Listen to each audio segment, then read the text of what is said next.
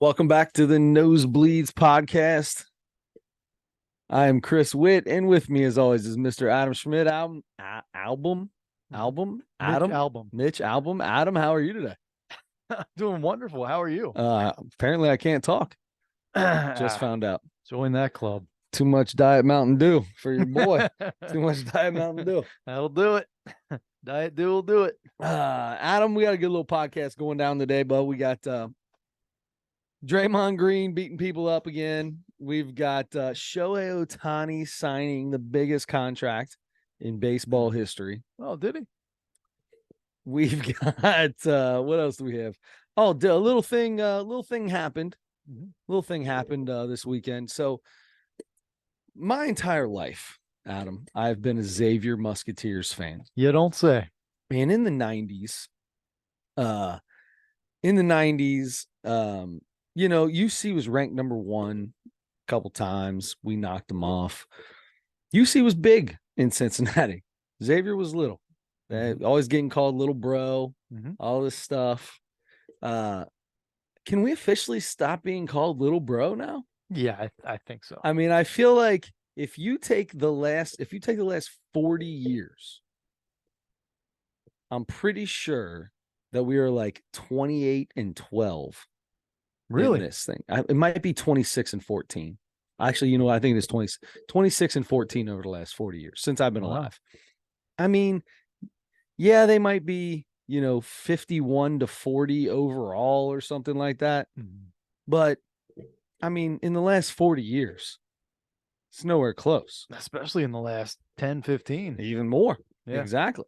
So I just wanted to throw it out there that the Crosstown Shootout was won once again by my Xavier Musketeers. The Xavier Musketeers were underdogs going into this game, were they not? I believe so. They're underdogs at home. They had just lost 4 straight games. 2 of them. One was to Delaware, and the other was to Oakland, which isn't in California. And they lost the very next week by 30 to IUPUI. Okay. So that's where Xavier walked into this game. They also played a great Houston team, pretty tough. Played them very tough all the way down to the end. They played a Purdue team that was number 2 in the country, and I think they're number 1 now, aren't they? Or did they lose? They lost. Yeah, so they're probably number 4 or 5 or something. Yeah. But played them well for 30 minutes and then ended up getting beat in the last 10 pretty good. But for 30 minutes was right with, one of the best teams in the country. It's all brand new team, man. It's not a good thing. So my favorite part, we can bust the Reese's out if you want. Yeah, let's do it. Let's do it. And I'll tell you my favorite part about the Crosstown Shootout, because it happens every single year. Win or lose.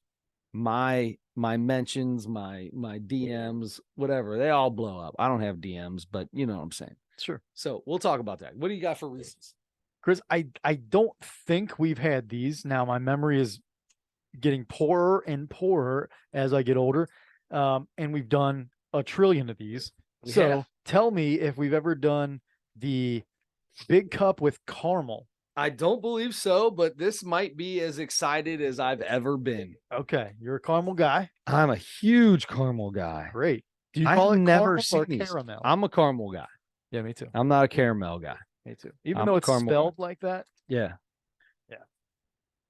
But it's never spelled Carmel. No. It's never spelled that way because that's a city in Indiana. Yeah. Oh, really? That's they spell Carmel, Indiana spells it that way? Yeah. All right. Well, you know what? Over here in the Midwest, we like to call it caramel. That's right. Now, when you go down south, they probably call it caramel. Yeah, maybe. Yeah, it might depend on where you go. I think so. All right. Oh, here we go. Adam jumps in. Looks like good. Oh, yeah. First bite, first impression. What we got over there, sir? That is a different sensation. Yeah, I like different sensation. I feel like this caramel's always good. Oh, I can smell it. I love caramel. Caramel smells good. Yeah. I'm a big caramel guy. Man, I'm trying to think. It reminds me of something, and I can't put my finger on it. Like another candy bar or something. It's a small, thin layer, and it's not hard. It's got that good goo, that good pull. That's good. Yeah. A thin layer, but a perfect amount because I think it blends perfectly with the peanut butter and the chocolate. Definitely doesn't overtake it. You Yeah. still get the Reese's peanut butter cup. Yeah. Huh. Oh man. All right. This is delicious. So That is nice. let me tell you. Mhm. I had a guy in one of the text groups that I'm in, older gentleman. You know how it goes. Everybody's always when UC beats us, it's like, yeah, we beat you, little bro, blah, blah, blah, blah, blah. When they lose, it's, well, you guys are the only one that take this rivalry seriously. We don't try as hard as you guys do in it. Okay, so you're just gonna let us win all the time. Might as well be West High and Elder. We'll just stop playing you.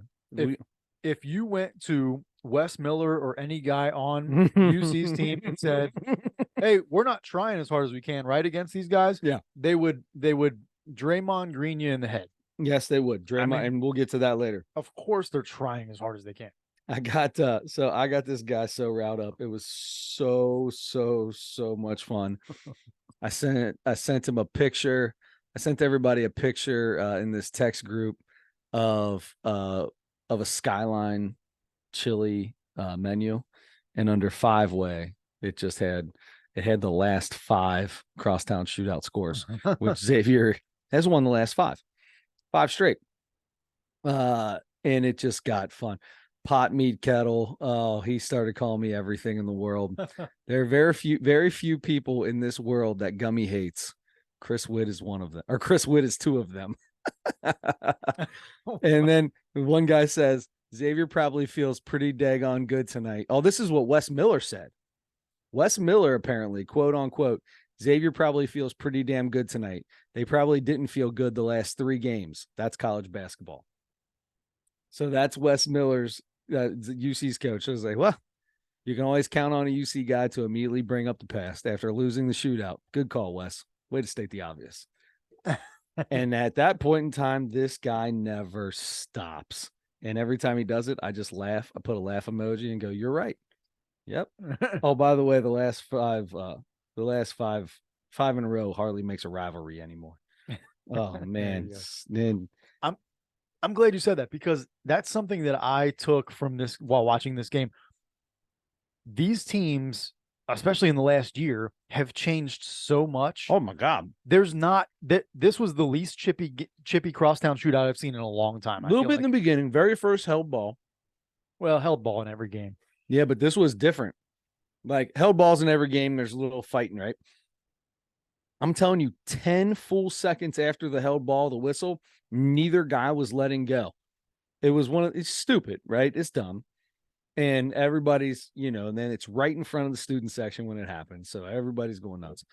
But yeah, so you could tell there are a couple people that the energy of the crowd, it was different for them. They interviewed a couple of we've got 4 foreigners on this team, and they're interviewing them. They're like, you've played for your country with adults, grown, and you've played in junior teams and all this, and you played huge games, big tournaments. Have you ever been in an atmosphere like this? All 3 of them, no, nothing like this. We've been in big, it's been loud, nothing like what we just came into there. Yeah. The Cintas Center stepped up. Yeah. Yep. I don't know. It just, yeah. And I think I probably missed that. I did miss the very beginning of the game. So I probably missed that jump ball, but I really felt like throughout the game, it wasn't nearly as chippy. And I that's what I assumed it was because big roster turnovers for both teams. I mean, Xavier's got 1 kid that's ever played in a crosstown shootout. 1. Wow. 1 kid on this team that's played in a crosstown shootout. Well, 1 kid that played. I mean, they got guys that, walk-ons that have been here, but 1 player on their roster has played in a crosstown shootout. Claude, Desmond Claude. Mm-hmm. Sophomore. Yeah. Wow, man. Yeah, man. And they don't. I mean, UC's got maybe 2 or 3 guys. It seemed like, but yeah. I mean, Locken was there last year. Yeah. I'll tell you who played great was Edgerrin James' kid, Jizzle James. He had a great game. I didn't realize Sorry, this thing is delicious. I didn't realize that was Edgerrin James' son. I had no idea. Yeah. Yep. I love that his name is Jizzle, though, because that's so funny to hear an announcer at a basketball game say. I know. But no, he did play good. He played well. Some Frederick kid apparently was supposed to be their 3-point shooter, and he didn't do anything. Mm-hmm. They actually almost kind of left him open a couple times at the end of the game and couldn't hit a shot. So they worked him really hard early on and made him fight hard to try to get shots up. Mm-hmm. And you could tell that it got to him. It was tough for him. But it was a good game, man. It was a good game, 4-point game. Xavier won. That's all that matters. We can leave it at that. Just know that Xavier won. In case anyone was wondering, Xavier won the Crosstown Shootout this year. If anybody asks, you can let them know. That's 5 in a row for the Muskies, just in case anybody cares. Okay. Speaking of rivalries, mm-hmm. Shohei Ohtani's the big free agent in baseball this year, 2-time MVP. Mm-hmm. One of the best hitters and pitchers in the game. Haven't seen anything like this since Babe Ruth. So we haven't seen anything like this. But do you think, before we go any further in this, just hearing talk about that, I think about this all the time.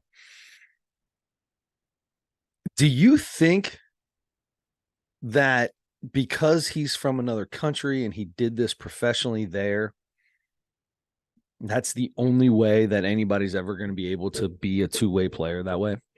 Like if you're here in the States, like you get guys like Hunter Green was a top 4 shortstop prospect and a top 3 pitching prospect and a top 10 hitting prospect. But when he got drafted, they're like, no, you're pitching. And he's a pitcher. But he was a top prospect at shortstop at the same time. Not say that he's Shohei Ohtani by any means, but do you think, there's a lot of people like that. Do you think that could have happened? Do you think that there's a possibility for more people to be able to step into roles like that? Or do you have to be the best at both? Not the best, but top 5. He's a top 5 hitter and he's a top 5 pitcher. Yeah, no question. I think that we're moving more and more toward I think there will be more guys like this. There just won't be anybody as good as him at it. Yeah. We see Michael Lorenzen, mm-hmm. Travis Wood even they would put him in the outfield at the end of games, and after he mm-hmm. would pinch hit mm-hmm. when he wasn't even pitching. Mm-hmm. There are other guys in the league, pitchers that can hit, that might be their 3rd or 4th hitter off the bench or something like that in a game. But that's the difference, I think, between Ohtani and those guys is he's the best at both of those things. He can, and I feel he's going to be a DH and only a DH next year. Yeah. While he's recovering from surgery, but he's the best. He's, top 5, like you said, pitcher and hitter.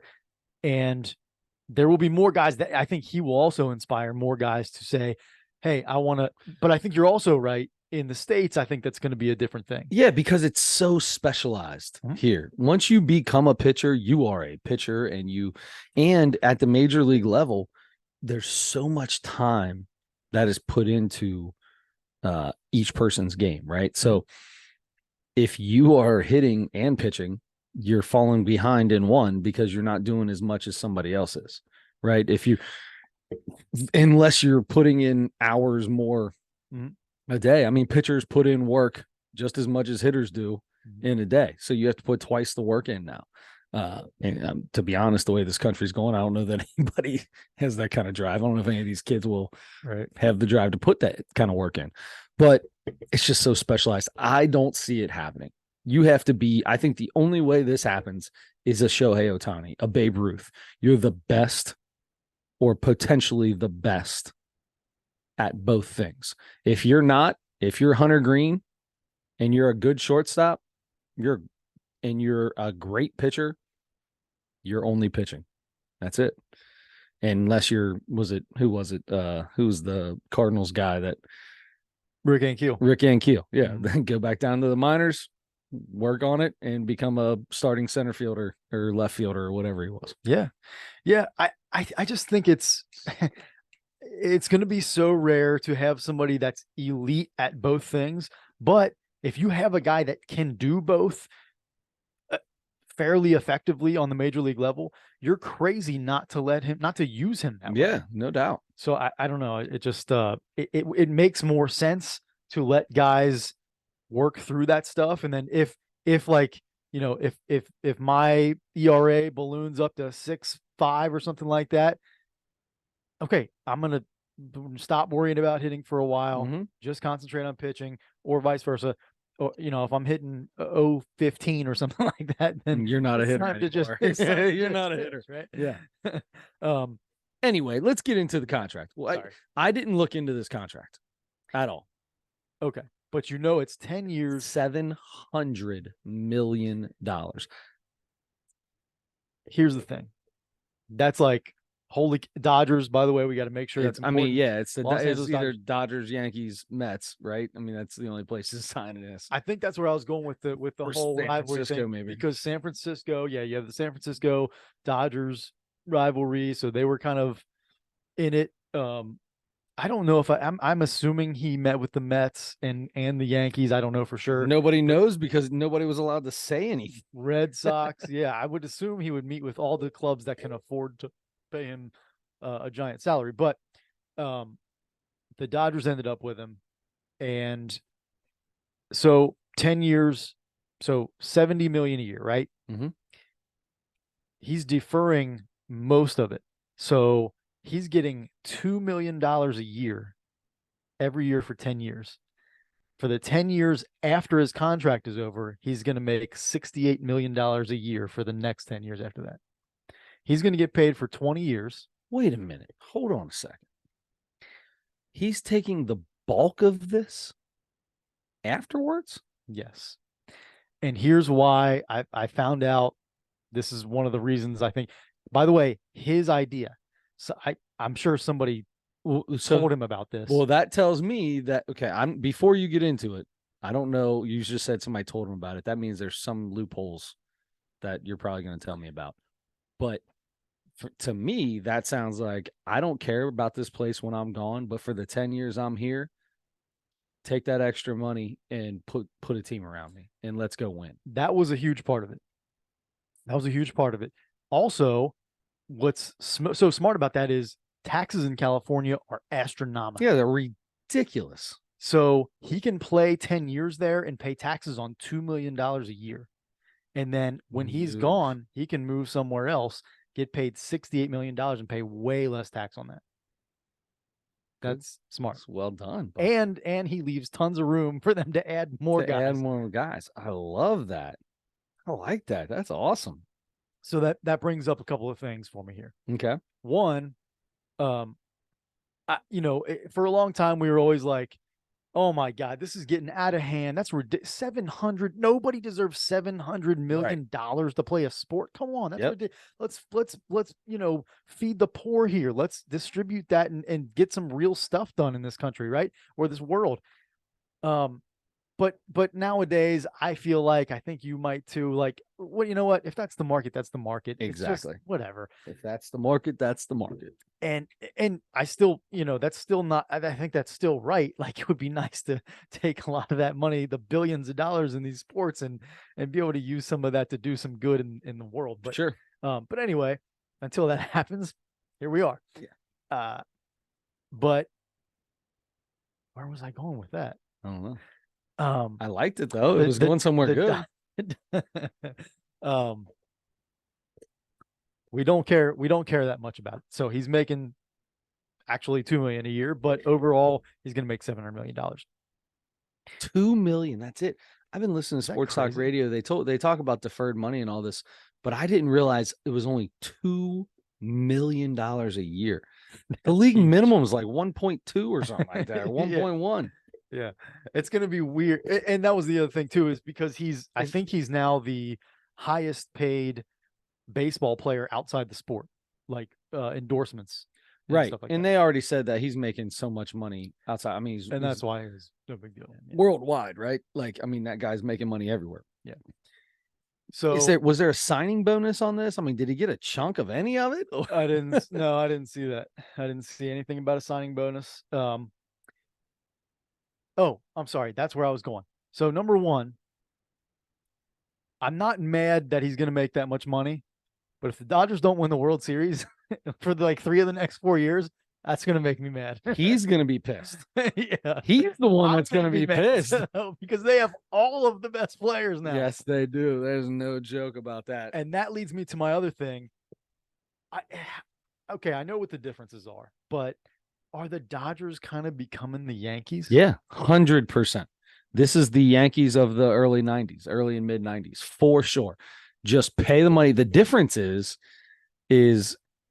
I think that the Dodgers still have a pretty decent minor league system. Whereas the Yankees minor league system there was a point in time where it was garbage, but didn't matter because they would buy Roger Clemens, they would buy Randy Johnson, they would buy Mark Teixeira, they would buy Alex Rodriguez, they would buy whatever they needed, they would buy it. But and then they did have Jeter and Mariano Rivera and Jorge Posada. Those guys all came from the farm system, right? Yep. So they had a mix. But you're right. They were always, it was like the big eye roll every summer or every winter. It was like, okay, the biggest guy, the Yankees are getting him. Also, I think the Dodgers don't have an owner that is such a volatile person. Sure, yeah, you don't. Steinbrenner. I don't even. Who's the owner of the Dodgers? I don't even know. Isn't Magic Johnson part of some part of an part ownership group in that thing? Like, yeah. I mean, it's a quiet. It's they go. Here's all the money. We have all the money. Go do what you got to do. Yeah. That and the fan base. The Yankees fan base is known for being a little passionate. A little passionate. And Dodgers fans are known for not being at the games. Showing up in the 3rd inning and leaving in the 7th, buddy. There's stuff to do. There's other stuff to do. All that money. Yeah. It's unbelievable to me. Yeah. Anyway, that's crazy. It's a crazy deal to hear it out loud. 10 years, it just feels like it's so close to $1 billion. Yeah. $700 million.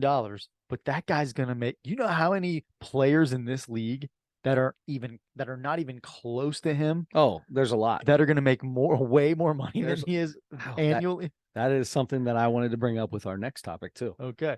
Our next topic. No, we can continue on this. I just want to look it up real quick while we do it. No, that's insane. He's going to be like, if there's, let's say, what do you got? You got 30 teams. Or is it 32? Is it 32 now? No, it's 30. 30. It's 30. Yeah, 30 teams. 32. Okay. Yeah, 30 teams. Of those 30 teams, let's just say 25-man roster. Or it's up, what is it now? 27 or something? They bumped it up to, say 25. So 25. Gosh, bless America. Hit the 5. 5 times 30. 750 ball players. Okay. 750 major league ball players right now. I bet he's under 500. I bet there's more than 500 players that make more money than him. Wow. You think that many? Yeah. I bet there's 250 people. He's the best player in the whole world. Yeah. Yeah. And that many guys in Major League Baseball are going to make that more. I mean, that's 8 players on every team that'll make less than him. Yeah. He's probably the lowest paid player on his team. He might be. He's the highest and lowest paid player on his team. Highest and lowest paid player on his team. That's unbelievable. All right. That's amazing. That's an unbelievable contract and story. And hearing him defer that, number one, it's smart. Number two, it seems unselfish for, to basically give the discount so that they can build a team. Build a team so that they can add continue to buy the Major League Baseball. And he he just seems like a decent guy and stuff. So it's kind of easier, hopefully, for some of the people that are still in that mindset. Like it makes people mad that athletes make that much money. Mm-hmm. Hopefully at least you can say, okay, but this is a guy that's like investing in his future and also doing something good for the team, and also not he's okay with making only $2 million compared to so many other guys in the league and Yep. stuff. So that's, his ego is not gonna bother him as they're going to, town to town and spending money on whatever, and guys are going to be able to afford to spend more money on certain things than he is. But then, in 20 years, he's still going to be making he's also $68 million. With his endorsements, he's probably making the most money on the team still right now anyway. That's true. He's doing fine. The guy's on everything. So anyway, hopefully a little easier to be okay with that for people, and to root for a guy that's making. I would root for a guy like that's making that much money, and then say, you know what, give me 2 a year, build something around me.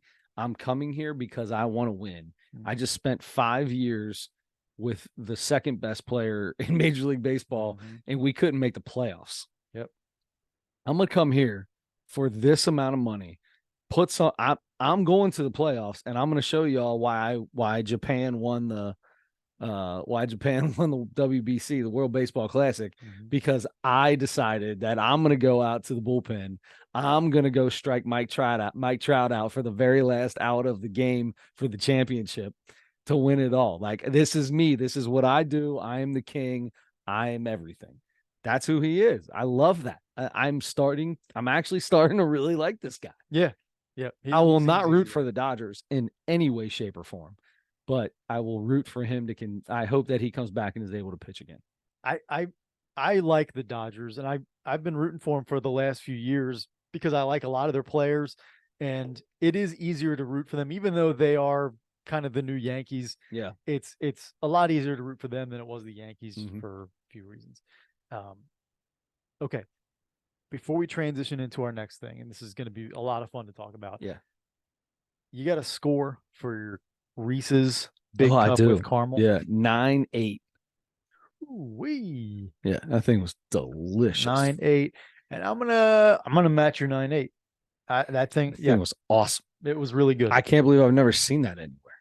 So I thought that was the first time I had seen Never seen that. I will eat that every time I see it. It was in a Speedway. You know how many millions of times I've been in a Speedway and looked at every one of their Reese's? I've never seen that. It's amazing how many Reese's products there are. Amazing. Speaking of Reese's products, Draymond Green is kicked out of a game for God knows how manyth time. He is about to be suspended for the 4th time in a single calendar year. Second time in a month. Yeah. So Draymond Green, who has kicked people in the nads, stomped on people in the playoffs. He stomped on top of Sabonis in the playoffs, kicked Adams and James in the groin. All these things get him 1-game suspensions. Okay, that's just what they did. They all of those were 1-game suspensions. Puts headlock on Rudy Gobert. Things are starting to get a little crazy. Dre, look, here's the deal, bud. You got 5 games for this. That was a month ago. What does Adam Silver do with Draymond Green after I'm going to try to say this name, Zurif? I can't say his name. Yusuf Nurkic. All right, thank you. You're welcome. God bless you. Thank you. Well, the suspension did come down. Couple hours ago. Oh, okay. I was at practice. You were at practice, suspending your own players. I did. No, you don't suspend players. How would a 10-year-old get suspended? What would they have to do to get in a fight? You get in a fight in a game. Yeah. If you get a technical. Sorry, no. If you get kicked out of the game, or 2 technicals, then you have to miss the next game. Yeah. That's pretty standard, I feel like. Yeah. You ready for this? I'm ready. A very rare suspension of indefinitely. I love that. That is so well done. Draymond Great job by the NBA. You know what? Everybody speculate. Everybody's saying it's got to be more than 5. 5 was last. He just did it again. Let's say 7, maybe 10. That takes it out past Christmas because 6 their 6th game from now is Christmas Day. So people were like, well, you have to make this more than 5. So you got to kick out Christmas. It's got to be a big thing that Draymond's not playing at Christmas. Indefinite. Indefinitely. So apparently he has to, in order to come back, now he can, while he's on the suspension, they're going to allow him to practice with the team still. Okay. He just can't be with them during games. So he has to meet, in order to come back, he has to meet certain requirements by the NBA and the team. So that hasn't been publicized yet, what those requirements are, as far as I know. But there are certain requirements he's going to have to meet that are set forth by both the NBA and the team. And I feel like, especially this last one before this that happened, Steve Kerr was like, basically, this has got to stop. I mean, he's got to understand what he's doing here. Yeah. Steph has, he's always very, very careful about what he says, but he's like, unfortunately, that's, this happened again. And, we need Draymond. We need Draymond. We need Draymond. Mm-hmm. We need Draymond, and he's not here. And that says everything to me. Yep. If Steph's willing to say that in public, we need Draymond, that's him saying he messed up. Come on, buddy. Well, here's the deal. I heard somebody talking about this today. Like if this was LeBron James' team, they'd be going, LeBron, what are you going to do about Draymond being like this? But with little Steph, they're just like, how you doing, Steph? Is everything all right? And he's like, we just need Draymond back. I disagree. I completely disagree with that. It doesn't matter. It's a silly comparison. I just heard somebody say it, and I wanted to say it because you were talking about Steph. Here's the deal. There's a video of him punching Jordan Poole in the face. In that video, Steph is 8 feet away, and he turns around and just walks away. Nobody does anything. Nothing happens as it goes down. They trade Jordan Poole. They do not suspend Draymond Green at all. Draymond Green is being kicked out of all these games. All this stuff is happening. This is the Warriors' fault. Everything that's going on right now, I put on the Warriors.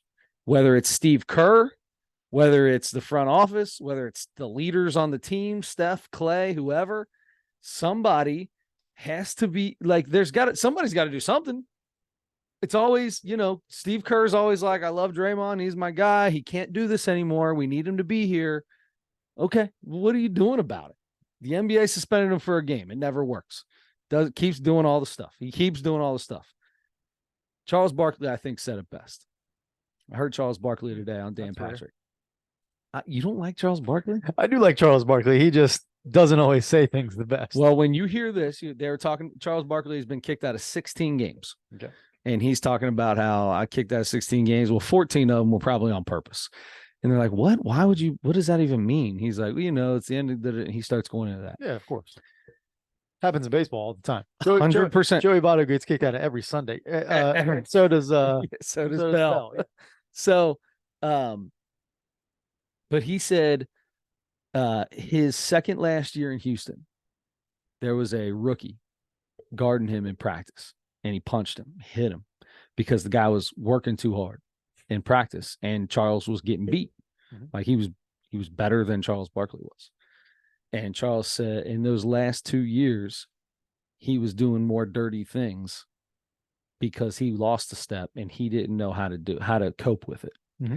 He said, Draymond, you can say Draymond is being Draymond and he's always been this way, but he's never been this bad. Like he's always been bad, but never like come back from a 5-game suspension and turn around and punch somebody in the face.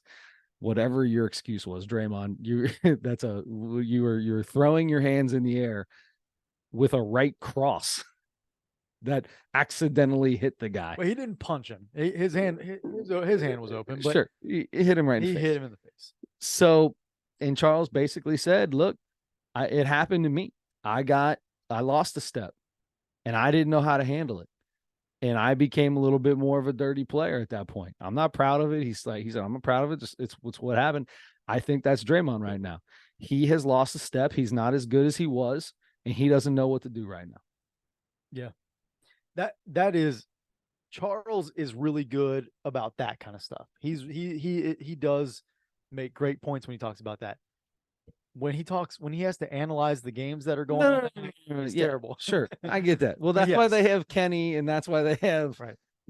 Chris terrible too. Chris Webber is good at it when Chris is there. But Kenny's very good at it. Yeah, so yeah. But anyway, yes. So here, there it is.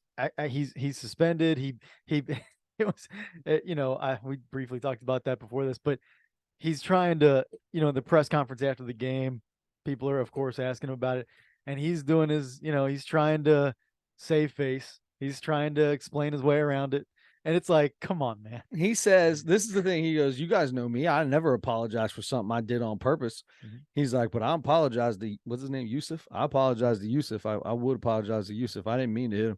He was grabbing my waist, and I used my arms to what was the word he used?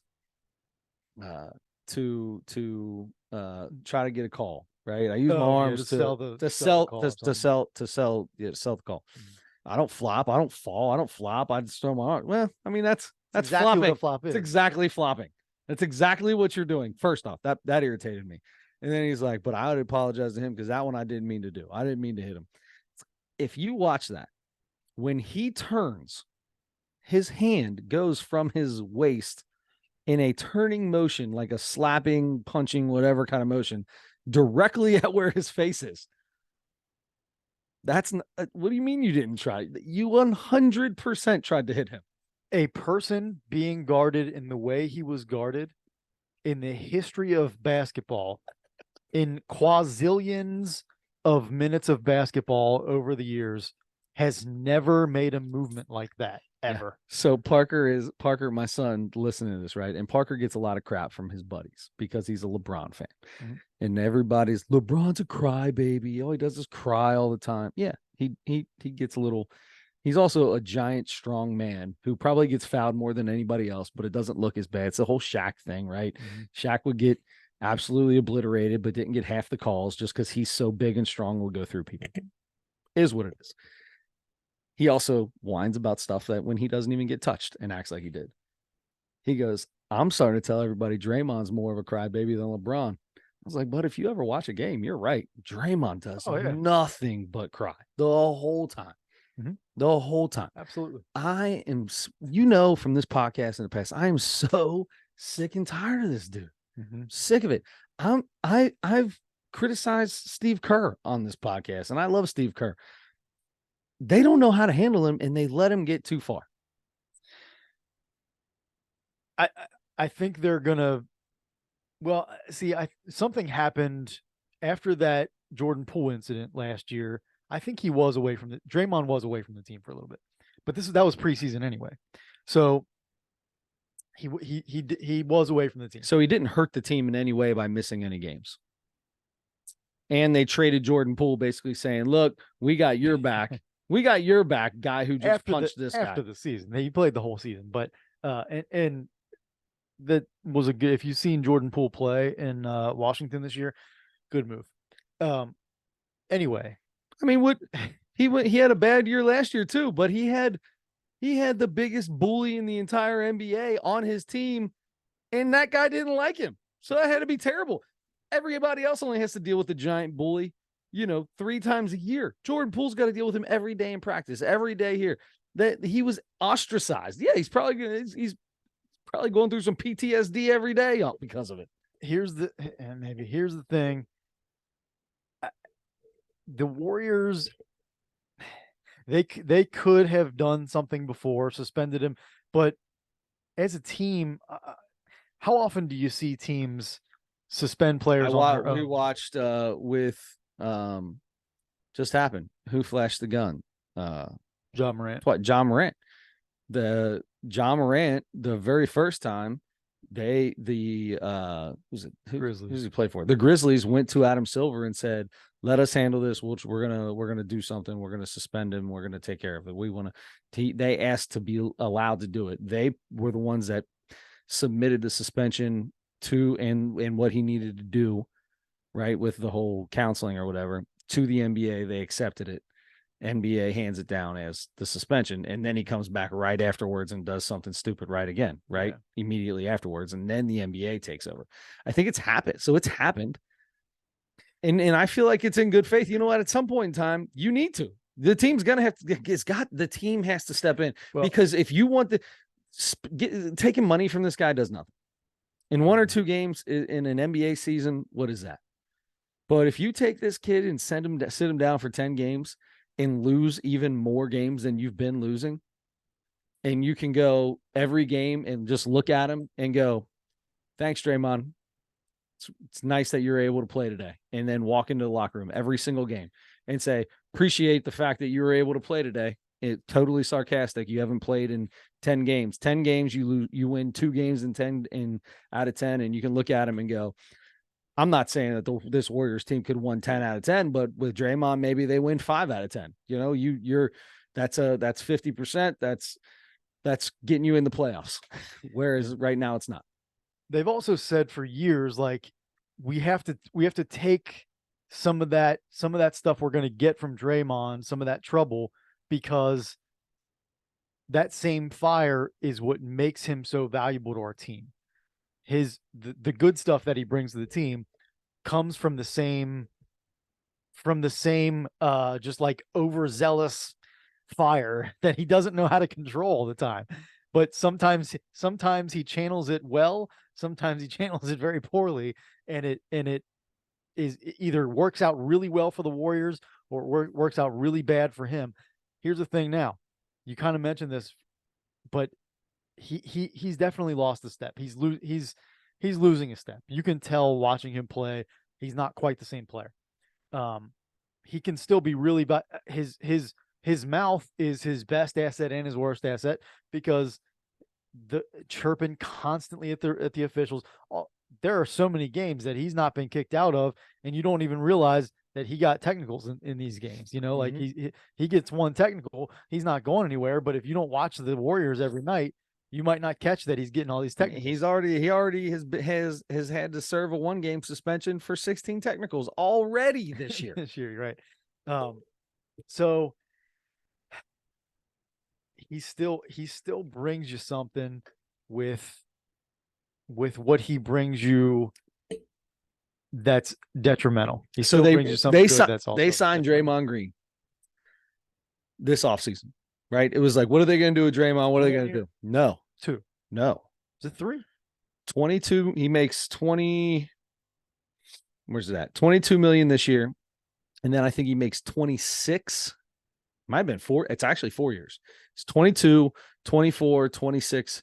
And then there's a player option for the 4th year of 28 million. So 22, 20, 22. What did I say? No, 22 this year, 24 next year, 26 in the 3rd year, and a player option on the 4th year, 28.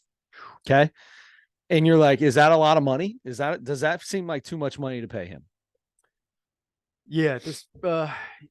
Now, here's what I'm going to tell you. Now, you tell me this. I'm going to name names, and you tell me if they're more valuable to their team than Draymond Green. Well, hold on. Before you do this, are we talking actual total complete value, or are we talking Draymond Green now averages 6 points, 4 rebounds, and 4 assists, and all these other guys are going to average way better than that? Oh, I don't even know what any of these guys are. I'm just going to say a name, and then you should be able to go. I just want you. I don't care about any of that. I want you're an NBA guy. You know quite a bit about these guys. My point is going to be opposite of what you think it is, just so you know this. Malcolm Brogdon. Ooh. Who means more to their team? All right, so they're even. Okay. Dylan Brooks. I mean, he's the younger Draymond. Yes, he is. Yeah, I think I still take. I think I might still take Draymond. Terry Rozier for Charlotte. Probably Draymond. Jordan Clarkson for Utah. Maybe still Draymond. RJ Barrett for the Knicks. Ooh, depends on which. Depends on what night. Yeah. I mean, exactly. So Anthony Simmons for Portland. Also depends on what night, because Wiggins will be another guy. Depends on the night, and then you start getting into the better players: Michael Conley, Brooke Lopez, John Collins. My point of this is, he's 66th. Everybody's like, "Oh, they signed him to this contract. They signed him to this contract." He's the 66th highest paid player in the NBA. There's a lot of people that get paid more than him that still aren't worth as much as him, is my point. So when everybody brings up the whole thing of they signed him for 4 years, all this money, $22 million in the NBA right now is chump change. The 4 years is worse. The 4 years is the worst than the $22 million they owe him. But you can't cut him. Right.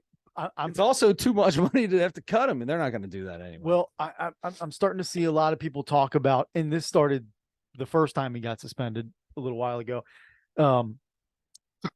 talking about, okay, this is probably where it ends for the Warriors, at least for that core for Steph, Clay, and Draymond. Well, it would be Clay would be the next one out then, right? Well, I mean, people are saying like this, maybe it's time, especially now that Draymond's done this, maybe this is where they make some move and start making some changes. And but that's the thing. You're going to have to trade him, obviously. Who's going to take that? Who's going to take Draymond Green with 4 years making $24 million, roughly $25 million a year on average? See, that could be a veteran. That could be a Lakers kind of team. I mean, and maybe LeBron is the best person for him. They're buddies, they're friends. Oh, and he loves LeBron. Yeah, and LeBron loves him. And he kicked LeBron's into gonads after LeBron kind of baited him into it. But whatever. They're boys, right? So I've heard that a couple times. Is that the place to go?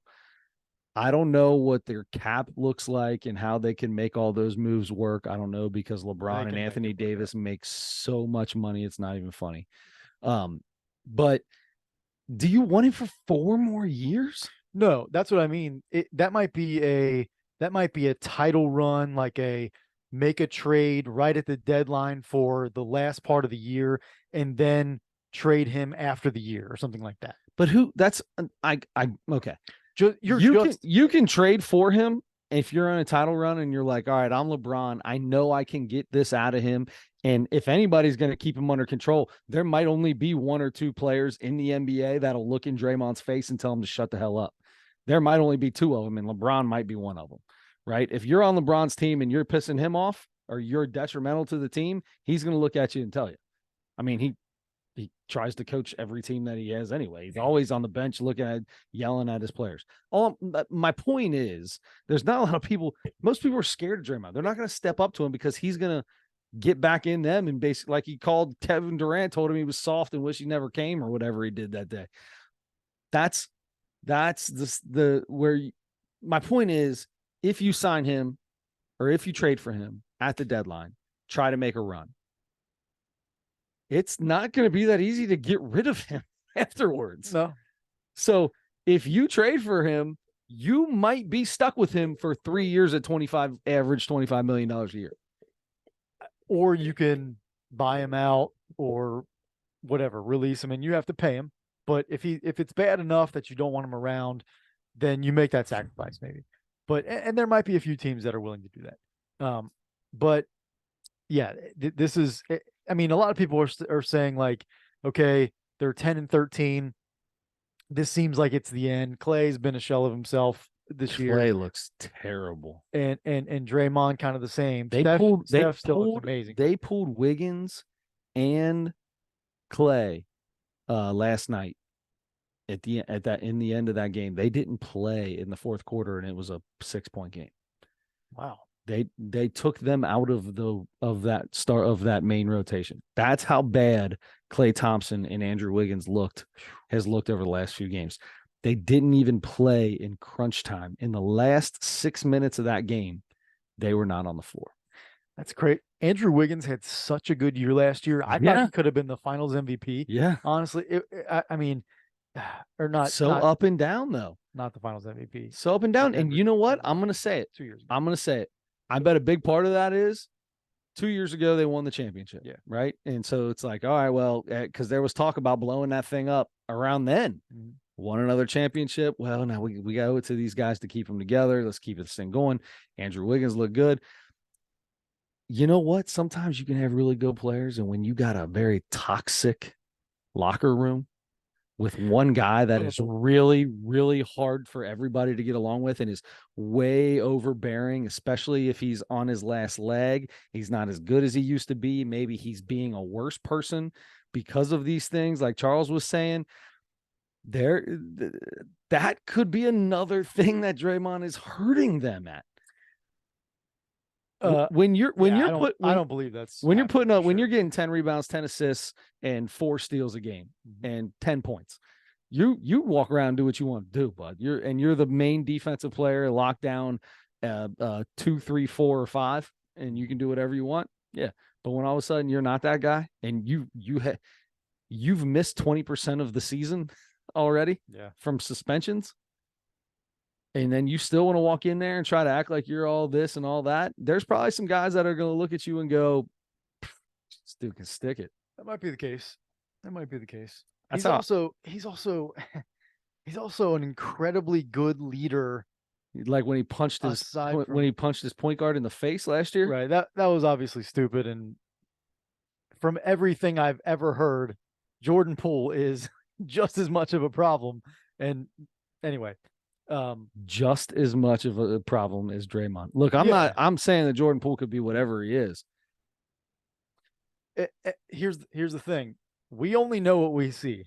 Yeah. We don't know what goes on every day. I get it. I believe that Draymond Green is a way better leader every day, talking to his player, just listening to when he's mic'd up every time they play. Kevin Durant couldn't wait to leave. He couldn't wait to leave. That's what you heard in the meeting. He's not he never said that. He said it on the bench.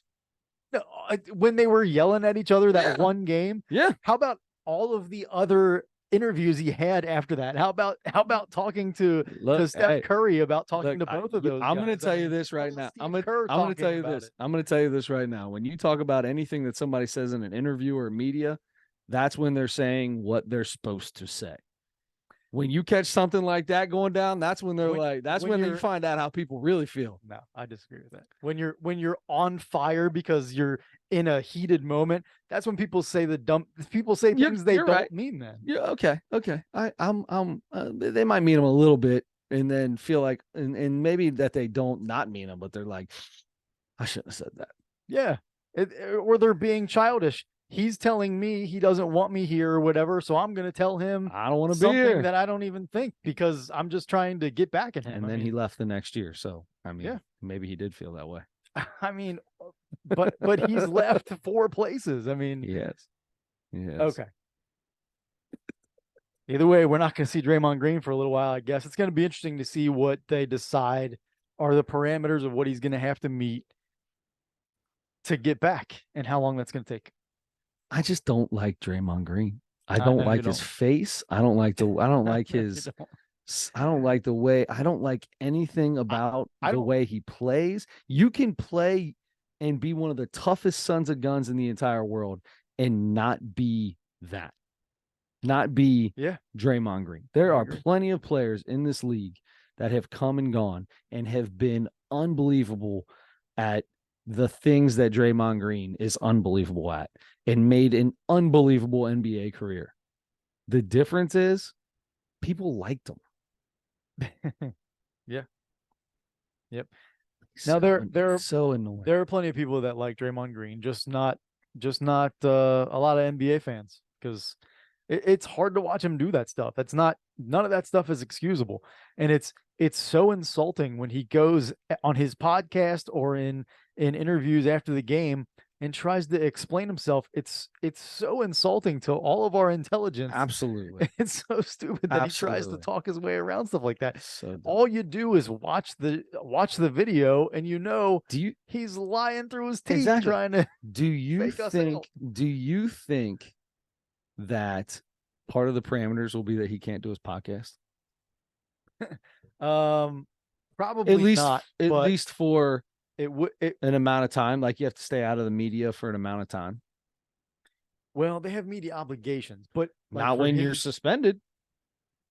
If you're suspended and you're not with the team at the games, then how are you? You don't have Maybe not. media obligation then. Maybe. The players on the roster might have media obligations. Well, he's on the roster. There might be still some obligations. I'm not sure exactly how that works. But yes, he will not be around nearly as much, so you won't hear from him much. But So he gets on his podcast and wants to be heard. I don't think they'll take that away, but it might not be a bad idea. I don't know that they can though, because that has nothing to do with the team. I don't know that they can. I mean, they can say anything about actions detrimental to the team.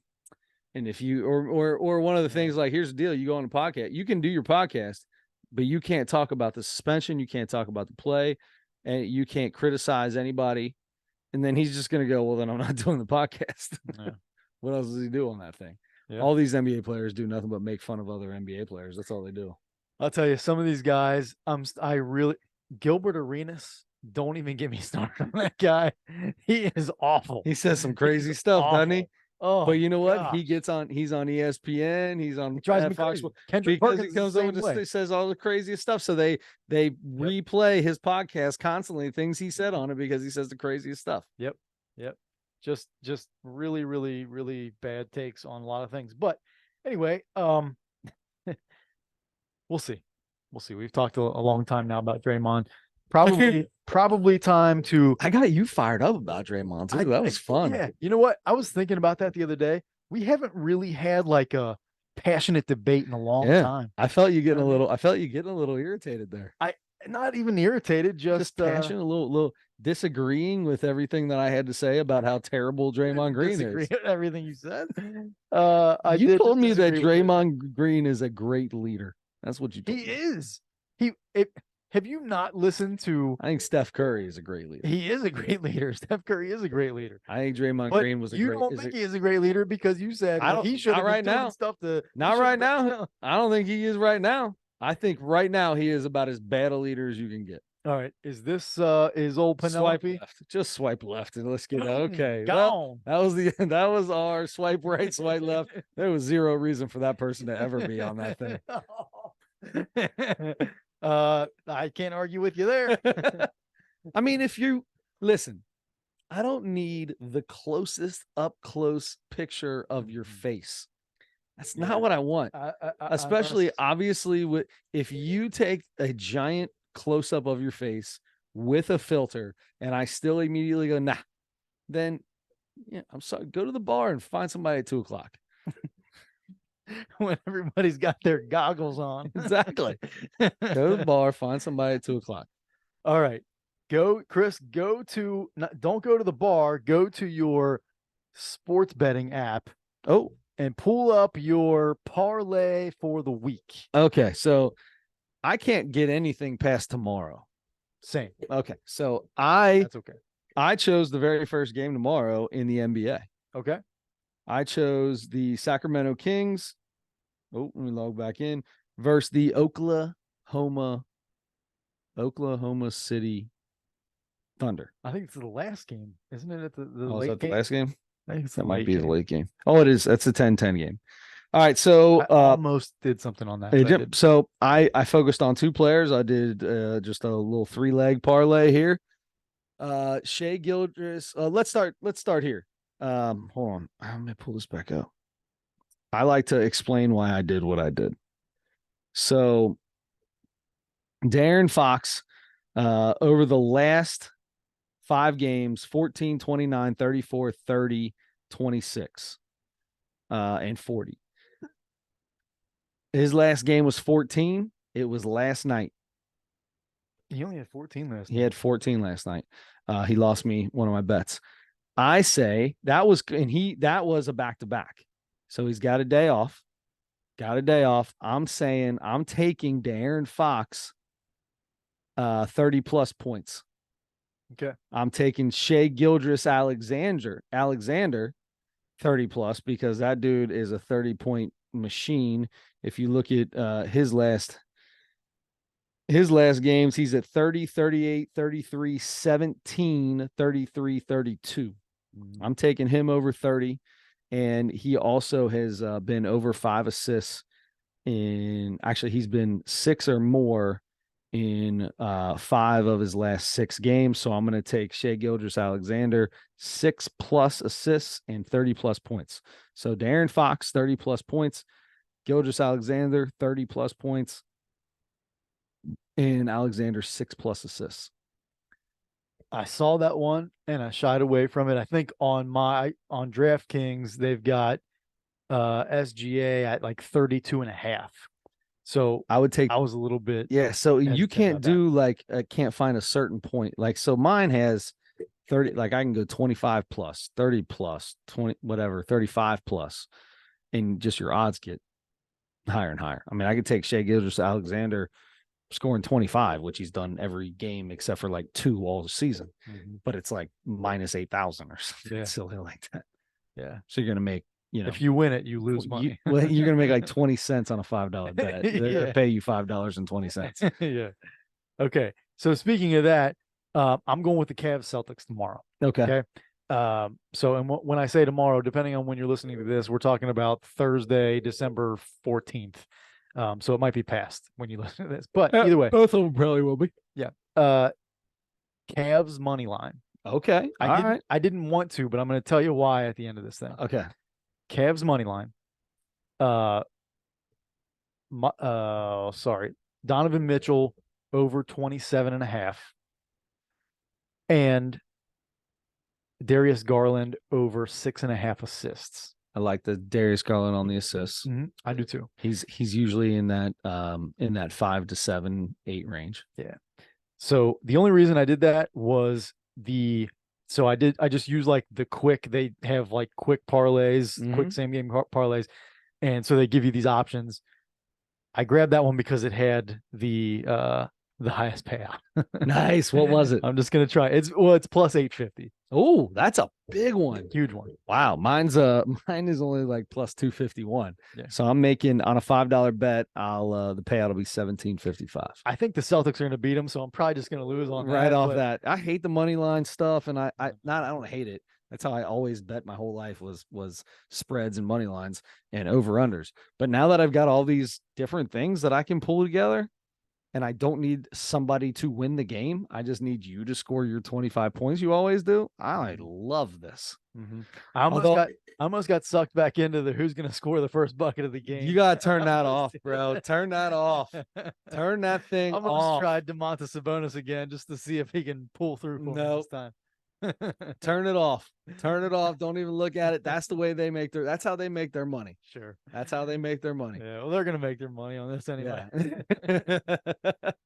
or you'll come out with it's $5 bet. You'll end up with it was like for $40. There, that's a nice little deal. You can use that to bet for the rest of the year. Yeah, that's true. Make my next 9 bets. Chris. Yes. Let's switch back to a little baseball. We talked Shohei Ohtani. We talked the Dodgers. Let's go back and talk all-time first baseman who throw right-handed. This is so stupid. All right, let's see. What do you got, Adam? How did you find it? How did it rank? How in depth did you get here? I tried not to. Some of these things that you can get, you could go hours and hours into this thing. Yeah. And to make sure that I didn't, I kept it pretty light. And I mostly stayed, surprisingly, I tend to want to go older guys normally. Sure. I stayed more kind of newer guys. Yeah, because there's about 100 million right-handed fielding first baseman. But way more than I thought. Yeah, I just started with the greatest first baseman. Got a list of 30 or 40 of the greatest first basemen, and then checked the ones that I think I would put on my list. Check those guys first. Are they right-handed or not? Yep. So the first one for me was easy. Albert Pujols. Yep. I might put him as the greatest first baseman ever. Well, behind Lou Gehrig, maybe. Okay. So I'm going Pujols first. I have a question for you. Okay. I want to see if you'll allow me one. Okay. Okay. Because this guy didn't play. He only played first base Are you going to say Eddie Murray? No. Okay. The last 5 or 6 years. And it was sparingly at first. And then he played a lot more. Johnny Bench doesn't count. No, not Johnny Bench, but close. Well, no, if they're a catcher and they played first a little bit, it doesn't count. P-E-R. Peter Edward Rose. Pete. So starting in 78 was the first time he ever played. He played like a couple of games at first with the Reds in 78. Then 79, he played a little bit more and then went to Philly and played a little bit of first base there. And then he played a little bit of first base Let me ask you a question. Montreal. Let me ask you a question. Okay. What position did Cesar Geronimo play? Center, right? What position did Don Gullett play? Pitcher. What position did Johnny Bench play? Catcher. What position did Tony Perez play? First base. What position did Pete Rose play? All of them. You got me. I thought I could trick you. I thought I could trick you into saying third base. He played all. He did. I mean, he made an all-star game in left field. He made an all-star game at third base. He made an all-star game at first base. He made an all-star game at second base. I think he might have made one in right field as well. That sounds right. I'm going to go no on this. Okay. I'm going to go no. I'm going to go no on Peter Edward Rose. That's okay. I figured that might be I feel no, like I'm okay with the no. Yeah, I don't feel like I would say, like, if I'm like, what position did Pete Rose play? I don't feel like that's like the you'll ever find anyone the first thing they'll say is first base. Yeah, I agree. I just wanted to check it because if he's allowed, then he's easily. I mean, he's on there above Pujols. Yeah. Okay. Then I'm going to go. You know who I'm going to go with that I think is going to go down as one of the top 5 first basemen ever? John Kruk. Freddie Freeman. Oh, he's really good. I love Freddie Freeman. I'm putting him on there. I love him. And then I'm going to go to that are our prime, growing up, falling in love with baseball years. Mm-hmm. I'm going Jeff Bagwell, and I'm going Frank Thomas. Frank Thomas was right-handed? Mm-hmm. Man, he might have hit left, but they all hit left. I mean, Votto hits left, Krucky hit left. All those guys hit left, but fielded right. Mo Vaughn hit left-handed, but fielded right. There's a lot of them. Tony Perez, I wrote down. Votto was close for me. I put Paul Goldschmidt on the list. You did stay very new aged. But then I wrote down Jimmy Fox and Hank Greenberg and Harmon Killebrew and Miguel Cabrera is another guy. I mean, there are a bunch of great first basemen who throw right-handed. Quite a few. But that's my 4. Quite a few. So let's see here. Let me go into my notes because there was 500 million of them. So I went Jimmy Fox because Jimmy Fox is one of the greatest players to ever play the game. Mm-hmm. Probably top 15 player ever. Who's the 14 ahead of him? Just kidding. I'll go. You want me to go? No. Ready? Ready? I'm ready. If it was 10:38, I would say do it. At 11:45, not so much. Not so much. And then I'm going to go, here we go. I'm going to go Albert Pujols as well. So Jimmy Fox, Albert Pujols. I am a little biased because I feel like for the last 20 years, I've done nothing but, well, not last 20. When did he win his, was it 2010 when he won the MVP? Mm-hmm. So from 2012, so for maybe the last 11 years, I feel like I've had to defend Joey Votto to Reds fans and tell them how they have no idea what they are, that they're what they're getting to watch. Mm-hmm. And so I'm going Joey Votto. Everybody wants 50 home runs and 120 RBIs. Absolutely. That's not the player he was. And you talked me out. You talked me out of my last one, and I'm going Freddie Freeman. Nice. Freddie Freeman is one of my all-time favorite players in the game right now. Again, this is just like the old Yankees. I hate the Dodgers. Hate them. You cannot not love Freddie Freeman. Yeah. You cannot not love that dude. I'm still sad that he left Atlanta because I love seeing him in Atlanta, but it's one of the reasons that I like the Dodgers. Here's the deal. I like Mariano Rivera. Mm-hmm. I liked Jorge Posada. Mm-hmm. I like Derek Jeter. Hate the Yankees. Mm-hmm. The Dodgers were the biggest rival to the Reds forever. The fact that you're a Reds fan and that you like it's been the Dodgers 25 years or something since they the had Reds were in the West. When did the yeah. Reds get out of the West? Was it 95 or something? 90s. Yeah. 96? Yeah. Yeah. I cannot. I don't think if I ever started like the Dodgers, I think my dad would disown me. I get it. I mean, I liked Oral Hershiser. You know, I liked give me another Yankee. I liked Mark Teixeira. Yankee. Yeah, okay. Yeah. I liked a lot of Yankees. Andy Pettit. I love Andy Pettit. Mhm. Andy Pettit, perfect example. This is a perfect example of doing something wrong and being a man and owning it, and the way that you are treated over the rest of your life compared to the way other people are. Yeah. That is a perfect example.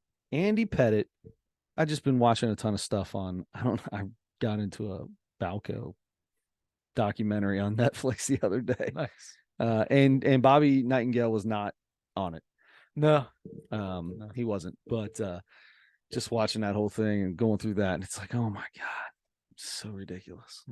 So ridiculous. What a crazy time that was. Mm.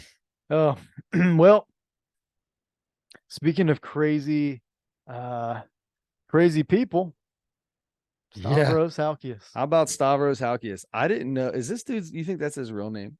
Yeah, it is. Okay. Stavros. Yeah, he's very Where's Greek. he from? Greece. He's Greek. He talked about that Big Greek time stuff Greek, on there, yeah. didn't he? Yeah. Okay. Let's talk about Stavros. I just don't think I don't think we're on the same page with how life works. Me and him. Oh yeah.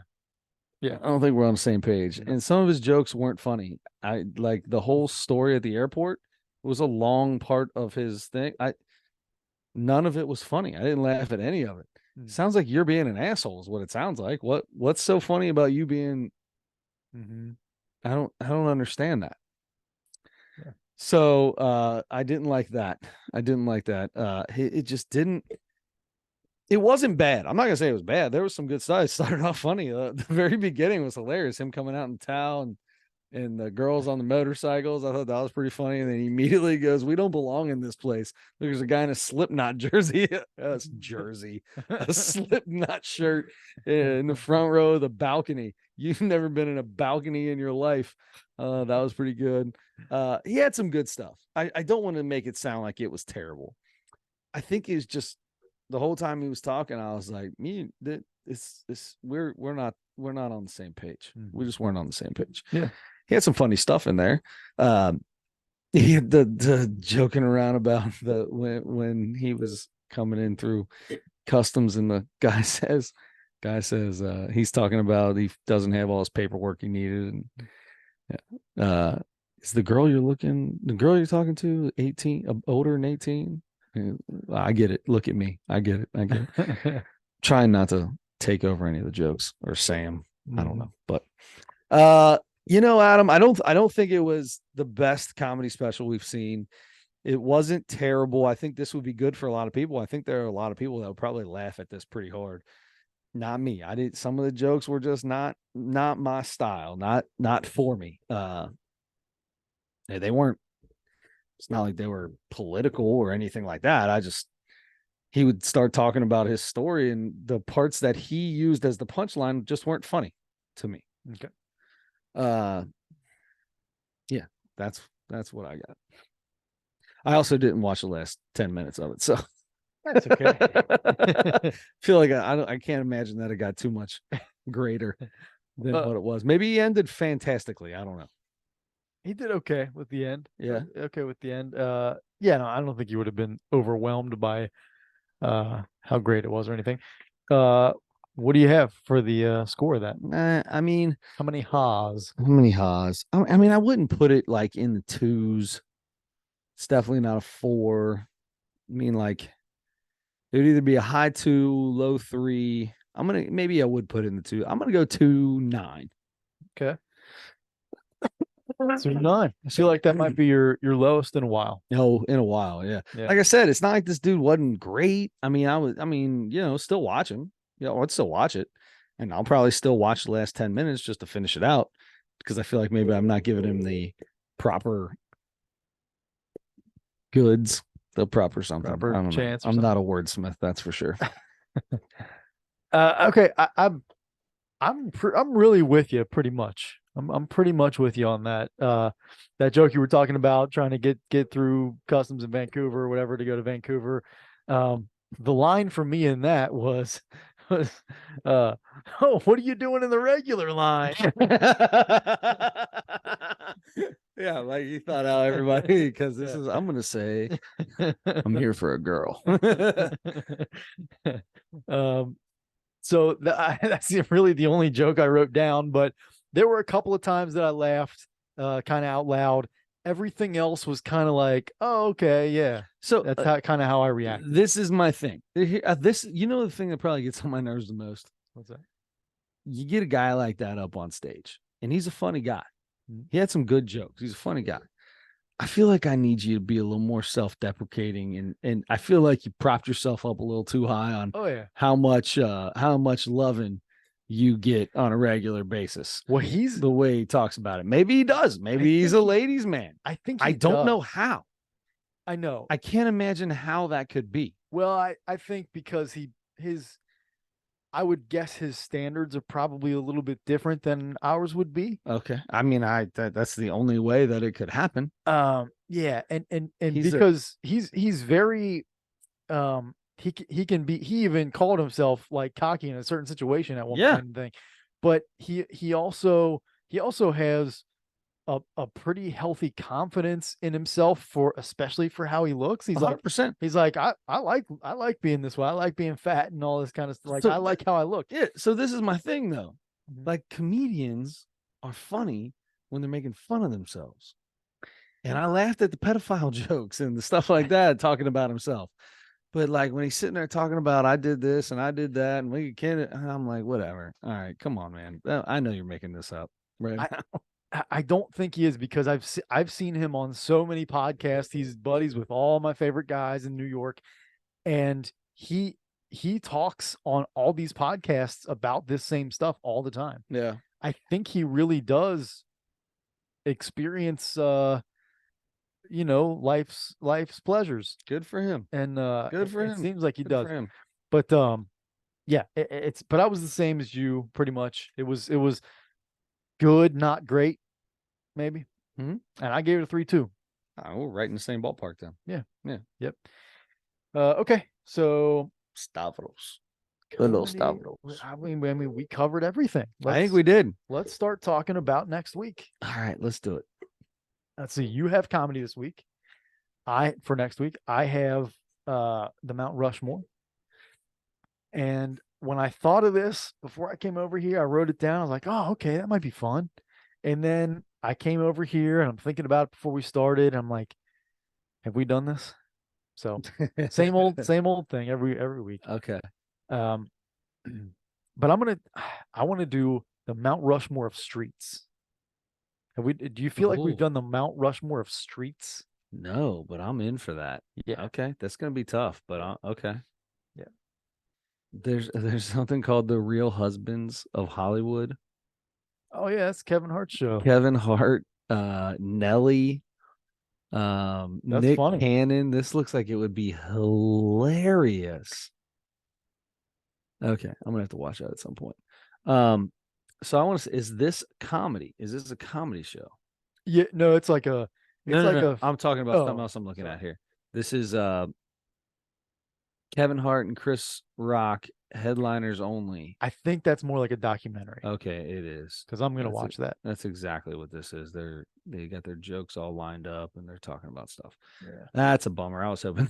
Yeah. I was hoping that'd be an easy pick for me. I'm excited to watch that. Though. Yeah, look good. All right, so which just means that I'm gonna have to slide through here until I find exactly oh, here we go. Here's something I've never seen, somebody I've never seen in my life. Oh, this is verified stand-up. We talked about that last week. It's hard to rate those kind of things, like the stand-ups or any of that where there's multiple people. Yep. It's almost impossible. Yeah. I mean, we could always Excuse me. We could always do that and just pick our favorite or our least favorite or whatever. Yeah, Up to you. let's see here. We can do better than that. There's got to be a new one in here somewhere that I'm just not looking at. Yep. Right? What else is out there? There's there's always a bunch of stuff, new stuff on Who's this YouTube guy? too. Yeah, but I don't know how to find the stuff on YouTube like you do. All right, this says 2023. We've never done this. We didn't do this guy. I don't think. Did we do Jared Freed 37 and single? No. Let's do Jared Freed's 37 and single on Netflix. I don't know how long ago it came out in 2023 because we are now in December. So 2 months ago. All right, so this is relatively new. 2-3 months ago. Perfect. So this is a good one we can do. Yep. 37 and single. Right on. All right, that works for me. Comedy, Jared Freed, Mount Rushmore, Streets. Mount Rushmore of Streets. And then who knows what else next week? What was Taft? Was Taft an avenue? That's right. Was it an avenue? Yep. Duber Drive. I wonder what Fenton was. Fenton Avenue. Was it an avenue? Mm-hmm. Yeah. And then let's see. Yeah. You got McHenry. Yeah, McHenry Street, McHenry Avenue. McHenry Avenue, I think. Probably. I think so. I wonder where the word avenue came from. What is an avenue? You want me to do it? Well, I mean, you're more than welcome to, like, because you got a lane, right? So you're like, oh, Cherry Bird Lane. Well, obviously, a lane is like what you drive in a lane. And then obviously drive, like I lived on Duber Drive most of my life. You're on a drive, right? Yeah, it makes sense. But like then I lived on Claymore Terrace. Like I feel like terrace is like up at the top of a building. You're like looking off the terrace. Yeah. So how does that become a street? Right. And then you've got a road, obviously, that makes the most sense because it's a road. But the avenue, like, what does the word avenue actually mean? The word avenue comes from the French avenir, meaning to come to or arrive. The first meaning is simply a wide street. An avenue or boulevard is likely to be busy, unlike a quiet side street. So Taft Avenue. Wrong. That is not. Taft should not be an avenue then. That's right. I don't know. That's what we got. Or Fenton. Yep. That's and there it is. And then you have boulevards too. And there are those. And if you go to the boulevard here, Western Hills, it's busy. Yeah, split up. All right. I'm pretty excited about that. I lived on Westwood Northern Boulevard for 10 years. Did you? 10 years? 10 years in that condo. Wow. Yeah. You lived there for 10 years? Sure did. Man. Yes, I did. How long were you in the apartment over on Uno? 1 year? That's it? 1 year. You were only there for 1 year. Huh. And then you bought on the boulevard. And then you were at the bottom of the boulevard though. And then you bought the condo. Yeah. On west, but way up the hill more. Up the hill more? Yeah. You're right. Yeah. Yep. On the little bit better side of North Bend. Yeah. Yeah. Just barely right on. Yeah. Literally right on the other side of North Bend, but still. Yeah. Boy, a lot of walks across the street to UDF. I'll tell you that. Man, I bet you did too. I'm sure I told you that story about, not time for this, but walk across the street late at night, giant shake. Yep. And walk back. And I lived on the top floor. So you walk in the front door and I walk up 1, 2, 3 flights of stairs. Walking up the first flight of stairs and you walk into the building, you start walking up or you walk down for the bottom floor, right? That's almost kind of like underground a little bit. I walk up the first flight, turn, walk up the second flight that's over the flight that goes down to go down to the bottom floor. Yep. I don't know if I tripped, if I bumped my arm or something. That thing hit the ground and exploded. And the stairs weren't like stairs, like they were open back stairs. And that thing, there were brick walls inside in the hallways. That thing poured down. It sounded like a waterfall. It was a giant shake. And boy, that cookie dough and that milk and that ice cream cascaded. Did you sprint to your house? Not only down all the stairs, but through the stairs, down to the bottom floor stairs, all down the wall, all down the side wall that went all the way down into the basement.